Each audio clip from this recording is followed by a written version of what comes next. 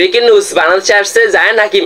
জায়ান হাকিম ভাই English premier league খেলা player, তিনি আমাদের স্কোয়াডে যদি যোগ দেয় তাকে এখন আমাদের বড্ড প্রয়োজন। এই জায়ান হাকিম, জায়ান হাকিম একজন স্ট্রাইকার, তিনি আমাদের 9 নম্বরের স্থানে খেলবে। দেখুন সিঙ্গাপুরের বিপক্ষে তাকে আমাদের খুব প্রয়োজন ছিল, সেই সময় তিনি আসার সুযোগ পায়নি আমাদের বাংলাদেশে। বর্তমানে দেখুন বাংলাদেশের দল এমনিতে অনেক সুশীল হয়ে গেছে, হামজা, সামিসম, হামদুল ইসলাম, তারপরে দেখুন আরো অনেক ফুটবল আছে যারা এখনো প্রবাসী লিগে খেলে, তারা এখন যদি বাংলাদেশে যদি যোগ দেয় তাহলে এই বাংলাদেশের স্কোরটা আরো শক্তিশালী হয়ে যাবে। ইতিমধ্যে দেখুন রফসান রবিনিও, তিনিও ভাই বাংলাদেশে হয়ে খেলবে, এটা একেবারে ক্লিয়ার হয়ে গেছে।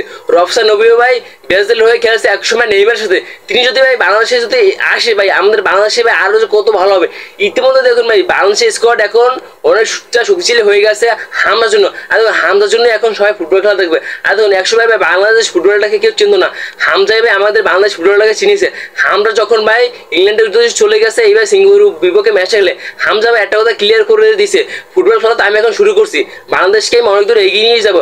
হামজা ভাই আর অনেক কথা বলছে ফুটবলকে নিয়ে। আর দেখুন হামিদুল ইসলাম ভাই একটা কথা ক্লিয়ার করে দিয়েছে, আমি তো ভাই এইমাত্র শুরু করছি ফুটবল খেলাটা, আমি বাংলাদেশকে অনেক দূর এগিয়ে নিয়ে যাবো, আমি যতটা চেষ্টা করবো এই বাংলাদেশকে এগিয়ে নিয়েছে। ইতিমধ্যে দেখুন আমাদের ভাই র্যাঙ্কিংটা একটু উপরে নিতে হবে, তাহলে আমরা এশিয়ান কাপটা খেলতে পারবো, এছাড়া এশিয়ান কাপ কখনো খেলতে পারবো না। তার জন্য এখন দেখুন বাংলাদেশে আসতে একেবারে প্রস্তুত হয়ে গেছে জায়ান হাকিম।